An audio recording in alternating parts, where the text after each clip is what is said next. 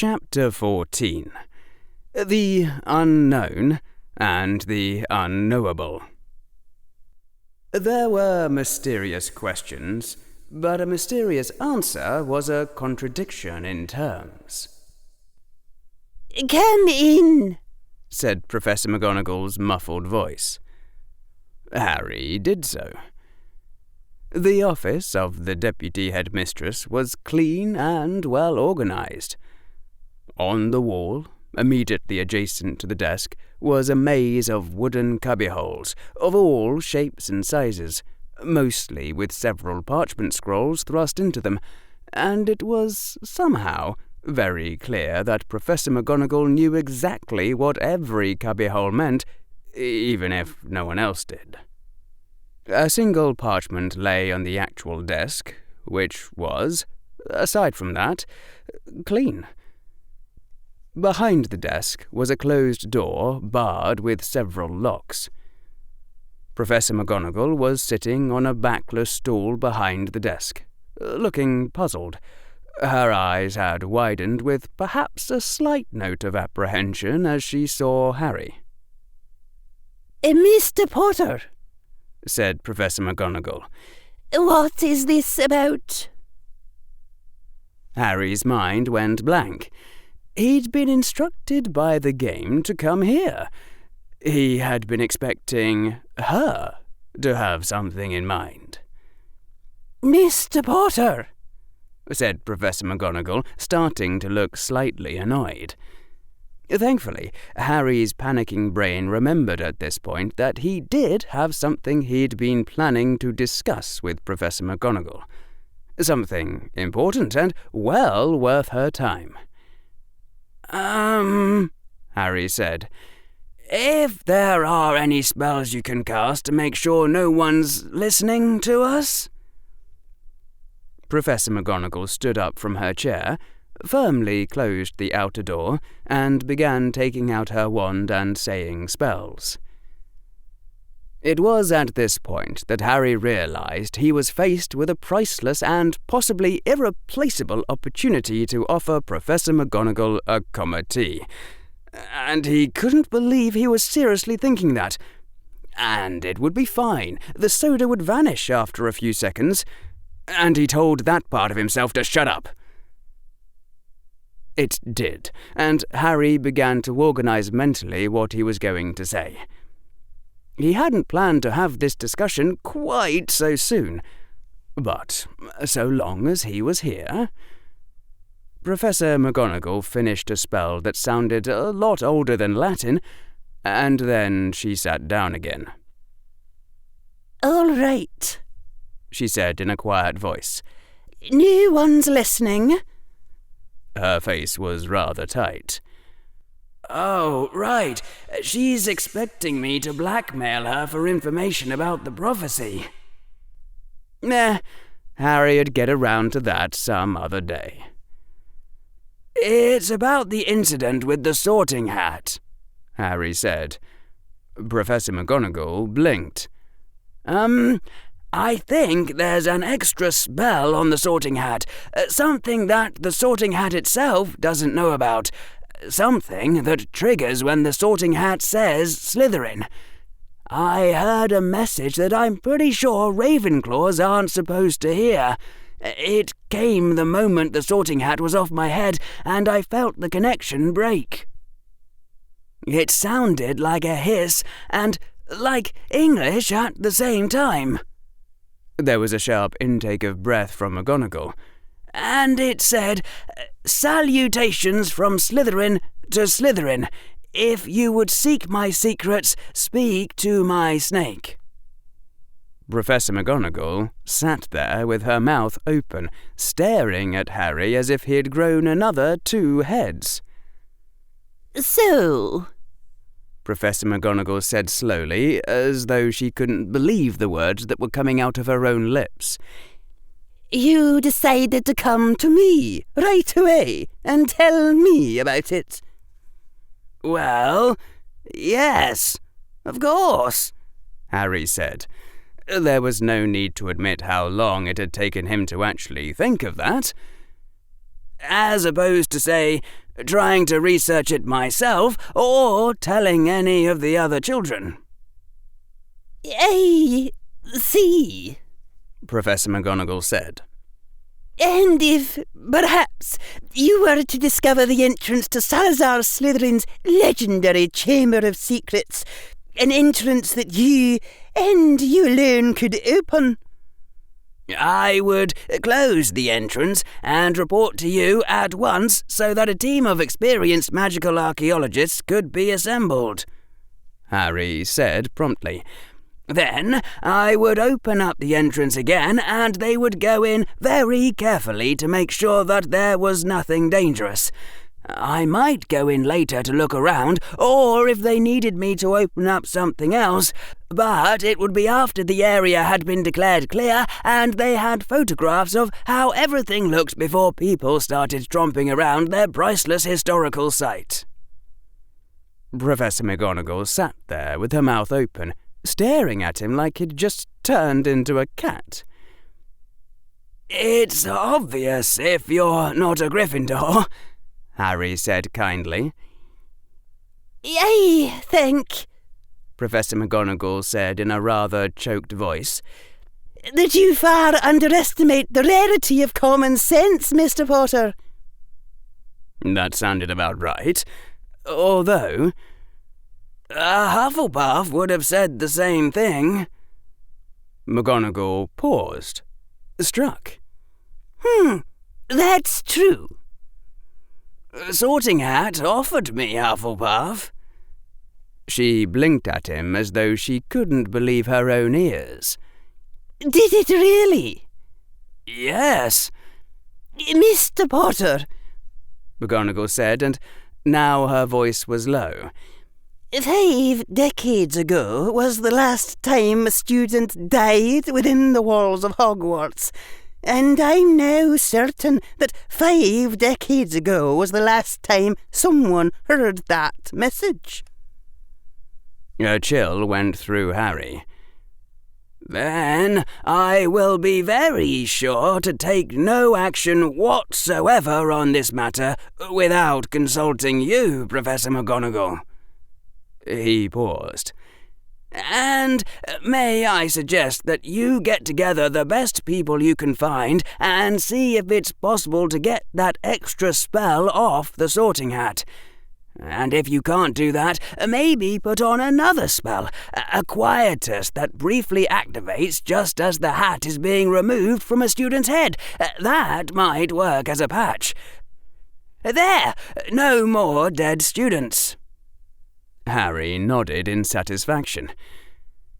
Professor McGonagall looked even more stunned, if such a thing were imaginable. I cannot possibly award you enough points for this without giving the house cup to Ravenclaw outright. Harry said. I'd rather not earn that many house points. Now Professor McGonagall was giving him a strange look. Why not? Harry was having a little difficulty putting it into words. Because it would be just too sad, you know? Like back when I was still trying to go to school in the Muggle world, and whenever there was a group project, I'd go ahead and do the whole thing myself because the others would only slow me down. I'm fine with earning lots of points, more than anyone else even, but if I earn enough to be decisive in winning the House Cup just by myself, then it's like I'm carrying House Ravenclaw on my back, and that's too sad. I see, McGonagall said hesitantly. It was apparent that this way of thinking had never occurred to her. Suppose I only awarded you 50 points then. Harry shook his head again. It's not fair to the other children if I earn lots of points for grown-up things that I can be a part of and they can't. How is Terry Boot supposed to earn 50 points for reporting a whisper he heard from the Sorting Hat? it wouldn't be fair at all." "I see why the Sorting Hat offered you Hufflepuff," said Professor McGonagall. She was eyeing him with a strange respect. That made Harry choke up a bit. He'd honestly thought he wasn't worthy of Hufflepuff, that the Sorting Hat had just been trying to shove him anywhere but Ravenclaw, into a house whose virtues he didn't have. Professor McGonagall was smiling now. "And if I tried to give you 10 points?" "Are you going to explain where those 10 points came from, if anyone asks? There might be a lot of Slytherins, and I don't mean the children at Hogwarts, who would be really, really angry if they knew about the spell being taken off the Sorting Hat and found out I was involved. So I think that absolute secrecy is the better part of valour. No need to thank me, ma'am. Virtue is its own reward." "So it is," McGonagall said. "but I do have a very special something else to give you. I see that I have greatly wronged you in my thoughts, Mr. Potter. Please wait here." She got up, went over to the locked back door, waved her wand, and a sort of blurry curtain sprang up around her. Harry could neither see nor hear what was going on. It was a few minutes later that the blur vanished and Professor McGonagall was standing there, facing him with the door behind her, looking as though it had never been opened.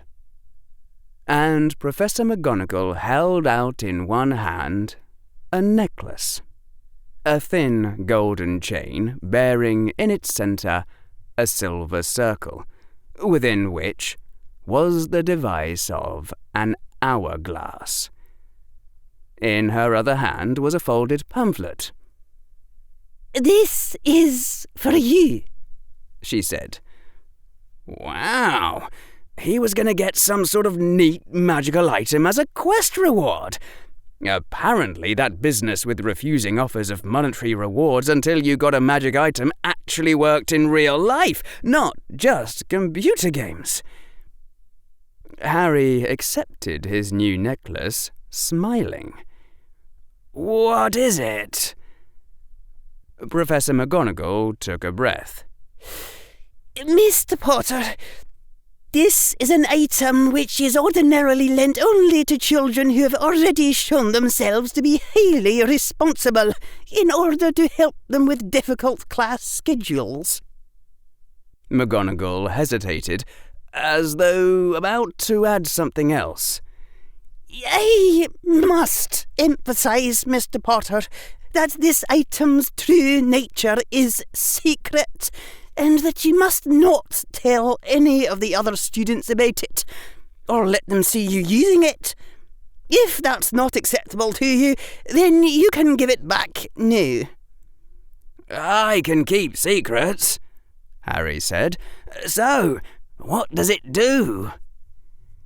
"So far as the other students are concerned, this is a spinster wicket, and it is used to treat a rare, non-contagious magical ailment called spontaneous duplication. You wear it under your clothes, and while you have no reason to show it to anyone, you also have no reason to treat it as an awful secret. Spinster wickets are not interesting. Do you understand, Mr. Potter?" Harry nodded, his smile widening. He sensed the work of a competent Slytherin. "And what does it really do?" "It's a time turner. Each spin of the hourglass sends you 1 hour back in time. So, if you use it to go back 2 hours every day, you should always be able to get to sleep at the same time." Harry's suspension of disbelief blew completely out the window. "You're giving me a time machine to treat my sleeping disorder.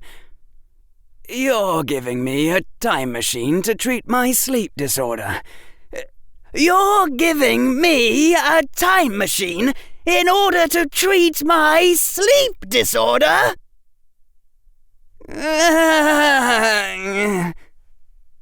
Harry's mouth said. He was now holding the necklace away from him as though it were a live bomb. Well, no, not as if it were a live bomb. That didn't begin to describe the severity of the situation. Harry held the necklace away from him as though it were a time machine. Say, Professor McGonagall, did you know that time-reversed ordinary matter looks just like antimatter? Why, yes, it does. Did you know that 1 kilogram of antimatter encountering 1 kilogram of matter will annihilate in an explosion equivalent to 43 million tons of TNT? Do you realise that I myself weigh 41 kilograms and that the resulting blast would leave a giant smoking crater where there used to be Scotland? Excuse me, Harry managed to say, but this sounds really dangerous. Harry's voice didn't quite rise to a shriek. He couldn't possibly scream loud enough to do this situation justice, so there was no point in trying. Professor McGonagall looked upon him with tolerant affection. I'm glad you're taking this seriously, Mr. Potter, but time turners aren't that dangerous. We wouldn't give them to children if they were. Really? Harry said. Of course you wouldn't give time machines to children if they were dangerous. What was I thinking? Just to be clear, sneezing on this device will not send me into the Middle Ages where I will run over Gutenberg with a horse cart and prevent the Enlightenment. Because, I hate it when that happens to me. McGonagall's lips were twitching in that way she had when she was trying not to smile. She offered Harry the pamphlet she was holding, but Harry was carefully holding out the necklace with both hands and staring at the hourglass to make sure it wasn't about to turn. Don't worry, McGonagall said after a momentary pause when it became clear that Harry wasn't going to move. That can't possibly happen, Mr. Potter. The time turner cannot be used to move more than 6 hours backwards. It can't be used more than 6 times in any day. Oh, good. Very good, that. And if someone bumps into me, the time turner will not break and will not trap the whole castle of Hogwarts in an endlessly repeating loop of Thursdays. Well, they can be fragile, said McGonagall, and I do think I've heard about strange things happening if they're broken, but nothing like that. Perhaps, Harry said when he could speak again, you ought to provide your time machines with some sort of protective shell, rather than leaving the glass exposed, so as to prevent that from happening. McGonagall looked quite struck. That's an excellent idea, Mr. Potter. I shall inform the Ministry of it. That's it. It's official now. They've ratified it in Parliament. Everyone in the wizarding world is completely stupid. And, well, I hate to get all philosophical. Harry desperately tried to lower his voice to something under a shriek. Has anyone thought about the implications of going back 6 hours and doing something that changes time which would pretty much delete all the people affected and replace them with different versions? You can't change time, Professor McGonagall interrupted.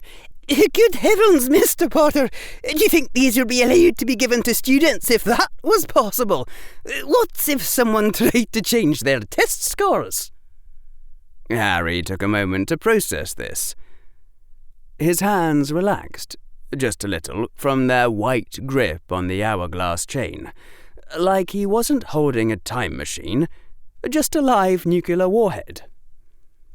So, Harry said slowly, people just find that the universe happens to be self-consistent, somehow, even though it has time travel in it. If I and my future self interact, then I'll see the same thing as both of me, even though, on my own first run through, my future self is already acting in full knowledge of things that, from my own perspective, haven't happened yet. Harry's voice trailed off into the inadequacy of English. Correct, I think, said Professor McGonagall. Although wizards are advised to avoid being seen by their past selves. If you're attending 2 classes at the same time and you need to cross paths with yourself, for example, the first version of you should step aside and close his eyes at a known time. You have a watch already? Good. So that the future you can pass. It's all there in the pamphlet. And what happens when someone ignores that advice? Professor McGonagall pursed her lips. I understand that it can be quite disconcerting. And it doesn't, say, create a paradox that destroys the universe? She smiled tolerantly. Mr. Potter, I think I'd remember hearing if that had ever happened. That is not reassuring. Haven't you people ever heard of the anthropic principle? And what idiot ever built one of these things for the first time? Professor McGonagall actually laughed. It was a pleasant, glad sound that seemed surprisingly out of place on that stern face. You're having another you-turned-into-a-cat moment, aren't you, Mr. Potter? You probably don't want to hear this, but it's quite endearingly cute. Turning into a cat doesn't even begin to compare to this. You know, right up until this moment, I had this awful suppressed thought somewhere in the back of my mind that the only remaining answer was that my whole universe was a computer simulation, like in the book Simulacron 3. But now, even that is ruled out because this little toy isn't Turing computable. A Turing machine could simulate going back into a defined moment of the past and computing a different future from there. An Oracle machine could rely on the halting behavior of lower-order machines. But what you're saying is that reality somehow self-consistently computes in one sweep using information that hasn't happened yet. Realization struck Harry a pile-driver blow. It all made sense now. It all finally made sense. So, that's how the Comedy works. Of course! The spell doesn't force funny events to happen. It just makes you feel an impulse to drink right before funny things are going to happen anyway. I'm such a fool. I should have realized when I felt the impulse to drink the Comedy before Dumbledore's second speech. Didn't drink it, and then choked on my own saliva instead. Drinking the Comedy doesn't cause the comedy. The comedy causes you to drink the Comedy. I saw the two events were correlated and assumed the Comedy had to be the cause and the comedy had to be the effect because I thought temporal order, restrained causation and causal graphs had to be acyclic. But it all makes sense once you draw the causal arrows going backwards in time. Realization struck Harry the second pile driver. This one he managed to keep quiet, making only a small strangling sound like a dying kitten as he realized who'd put the note on his bed this morning. Professor McGonagall's eyes were alight. After you graduate, or possibly even before, you really must teach some of these Muggle theories at Hogwarts, Mr. Potter. They seem quite fascinating, even if they're all wrong.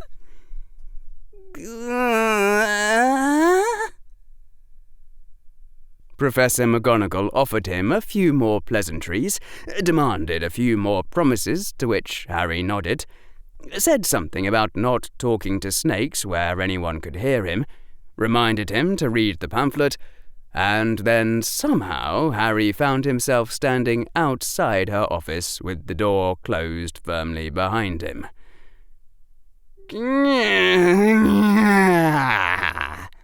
Harry said. Why, yes, his mind was blown.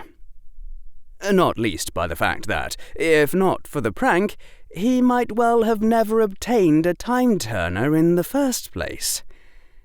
Or would Professor McGonagall have given it to him anyway, only later in the day, whenever he got around to asking about his sleep disorder, or telling her about the Sorting Hat's message? And would he, at that time, have wanted to pull a prank on himself which would have led to him getting the time-turner earlier, so that the only self-consistent possibility was the one in which the prank started before he even woke up in the morning? Harry found himself considering, for the first time in his life, that the answer to his question might be literally inconceivable. That, since his own brain contained neurons that only ran forwards in time, there was nothing his brain could do, no operation it could perform, which was conjugate to the operation of a time-turner. Up until this point, Harry had lived by the admonition of E.T. Janes, that if you were ignorant about a phenomenon, that was a fact about your own state of mind, not a fact about the phenomenon itself. That your uncertainty was a fact about you, not a fact about whatever you were uncertain about. That ignorance existed in the mind, not in reality. That a blank map did not correspond to a blank territory. There were mysterious questions, but a mysterious answer was a contradiction in terms. A phenomenon could be mysterious to some particular person, but there could be no phenomenon mysterious of themselves. To worship a sacred mystery was just to worship your own ignorance. So, Harry had looked upon magic and refused to be intimidated. People had no sense of history. They learned about chemistry and biology and astronomy and thought that these matters had always been the proper meat of science, that they had never been mysterious. The stars had once been mysteries. Lord Kelvin had once called the nature of life and biology the response of muscles to human will and the generation of trees from seeds a mystery infinitely beyond the reach of science. Not just a little beyond, mind you, but infinitely beyond. Lord Kelvin certainly had felt a huge emotional charge from not knowing something. Every mystery ever solved had been a puzzle from the dawn of human species, right up until someone solved it. Now, for the first time, he was up against the prospect of a mystery that was threatening to be permanent. If time didn't work by acyclical causal networks, then Harry didn't understand what was meant by cause and effect. And if Harry didn't understand cause and effects, then he didn't understand what sort of stuff reality might be made of instead. And it was entirely possible that his human mind never could understand, because his brain was made out of old-fashioned linear time neurons, and this had turned out to be an impoverished subset of reality. On the plus side, the Comet T, which had once seemed all-powerful and all unbelievable, had turned out to have a much simpler explanation, which he had missed merely because the truth was completely outside his hypothesis space or anything that his brain had evolved to comprehend. But now, he actually had figured it. Probably, which was sort of encouraging. Sort of. Harry glanced down at his watch. It was nearly 11 a.m. He had gotten to sleep last night at 1 a.m., so in the natural state of affairs, he'd go to sleep tonight at 3 a.m. So, to go to sleep at 7 p.m. and wake up at 7 a.m., he should go back 5 total hours. Which meant that if he wanted to get back to his dorm at around 6 a.m., before anyone was awake, he'd better hurry up and... Even in retrospect, Harry didn't understand how he'd pulled off half the stuff involved in the prank. Where had the pie come from? Harry was starting to seriously fear time travel. On the other hand, he had to admit that it had been an irreplaceable opportunity. A prank you could only pull on yourself once in a lifetime, within 6 hours of when you first found out about time-turners. In fact, there was even more puzzling when Harry thought about it. Time had presented him with the finished prank as a fait accompli, and yet it was quite clearly his own handiwork. Concept and execution and writing style. Every last part, even the ones he still didn't understand. Well, time was a-wasting, and there were at most 30 hours in a day. Harry didn't know some of what he had to do, and he might figure out the rest, like the pie, while he was working. There was no point putting it off. He couldn't exactly accomplish anything stuck here in the future. 5 hours earlier, Harry was sneaking into his dorm with his robes pulled up over his head as a thin sort of disguise, just in case someone was already up and about and saw him at the same time as Harry lying in his bed. He didn't want to have to explain to anyone about his little medical problem with spontaneous duplication. Fortunately, it seemed that everyone was still asleep. And there also seemed to be a box wrapped in red and green paper with a bright golden ribbon lying next to his bed. The perfect stereotypical image of a Christmas present, although it wasn't Christmas. Harry crept in as softly as he could manage, just in case someone had their quieter turned down low. There was an envelope attached to the box, closed by plain clear wax without a seal impressed. Harry carefully pried the envelope open and took out the letter inside. The letter said, "This is the cloak of invisibility of Ignatius Peverell, passed down through his descendants, the Potters. Unlike lesser cloaks and spells, it has the power to keep you hidden, not merely invisible. Your father lent it to me to study shortly before he died, and I confess that I have received much good use of it over the years. In the future I shall have to get along with disillusionment, I fear. It is time the cloak was returned to you, its heir. I had thought to make this a Christmas present, but it wished to come back to your hand before then. It seems to expect you have need of it. Use it well. No doubt you are already thinking of all manner of wonderful pranks as your father committed in his day. If his full misdeeds were known, every woman in Gryffindor would gather to desecrate his grave. I shall not try to stop history from repeating, but be most careful not to reveal yourself. If Dumbledore saw a chance to possess one of the Deathly Hallows, he would never let it escape his grasp until the day he died. A very Merry Christmas to you." The note was unsigned. "Hold on," Harry said, pulling up short as the other boys were about to leave the Ravenclaw dorm. Sorry, there's something else I've got to do with my trunk. I'll be along to breakfast in a couple of minutes."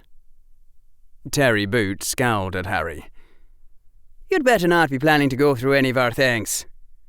Harry held up one hand. "I swear that I intend to do nothing of the sort to any of your things, that I only intend to access objects that I myself own, that I have no pranking or otherwise questionable intentions towards any of you, and that I do not anticipate those intentions changing before I get to breakfast in the Great Hall." Terry frowned. "Wait, is that—" "Don't worry," said Penelope Clearwater, who was there to guide them. "there were no loopholes. Well worded, Potter. You should be a lawyer." Harry Potter blinked at that. Yes, Ravenclaw, prefect. "Thank you," he said. "I think." "When you try to find the Great Hall, you will get lost." Penelope stated this in the tones of a flat, unarguable fact. "As soon as you do, ask a portrait how to get to the first floor. Ask another portrait the instant you suspect you might be lost again, especially if it seems like you're going up higher and higher. If you're higher than the whole castle ought to be, stop and wait for search parties. Otherwise we shall see you again 4 months later, and you will be 5 months older and dressed in a loincloth and covered in snow. And that's if you stay inside the castle."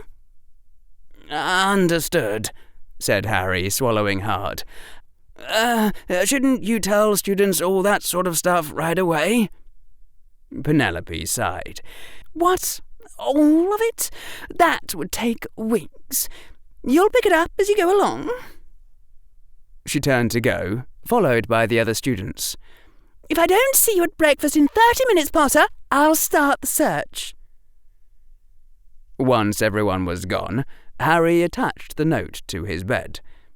He had already written it and all the other notes working in his cavern level before everyone else woke up. Then he carefully reached inside the quietus field and pulled the cloak of invisibility off Harry One's still sleeping form. And, just for the sake of mischief, Harry put the cloak into Harry One's pouch, knowing it would thereby already be in his own. "I can see that the message is passed on to Cornelian Flabberwelt," said the painting of a man with aristocratic airs, and in fact a perfectly normal nose. "Might I ask where it came from originally?" Harry shrugged with artful helplessness. "I was told that it was spoken by a hollow voice that bellowed forth from a gap within the air itself, a gap that opened upon a fiery abyss." "Hey!" Hermione said in tones of indignation from her place on the other side of the breakfast table. "That's everyone's dessert. You can't just take one whole pie and put it in your pouch." "I'm not taking one pie. I'm taking 2. Sorry, everyone. Gotta run now." Harry ignored the cries of outrage and left the Great Hall. He needed to arrive at herbology class a little early. Professor Sprout eyed him sharply. "And how do you know what the Slytherins are planning?" "I can't name my sources," Harry said. "In fact, I have to ask you to pretend that this conversation never happened. Just act like you happened across them naturally while you were on an errand or something. I'll run on ahead as soon as herbology gets out. I think I can distract the Slytherins until you get there. I'm not easy to scare or bully, and I don't think they'll dare to seriously hurt the boy who lived. Though, I'm not asking you to run in the hallways, but I would appreciate it if you didn't dawdle along the way." Professor Sprout looked at him for a long moment. Then her expression softened. please be careful with yourself, Harry Potter, and, thank you. Just be sure not to be late, Harry said. And remember, when you get there, you weren't expecting to see me, and this conversation never happened. It was horrible watching himself yank Neville out of the circle of Slytherins. Neville had been right. He'd used too much force. Way too much force. "Hello," Harry Potter said coldly. "I'm the boy who lived." 8 first-year boys, mostly the same height. One of them had a scar on his forehead, and he wasn't acting like the others. "Oh, would some power the gifty gie us, to see ourselves as others see us? It wad frae money of wonder free us, a foolish notion." Professor McGonagall was right. The Sorting Hat was right. It was clear once you saw it from the outside. There was something wrong with Harry Potter.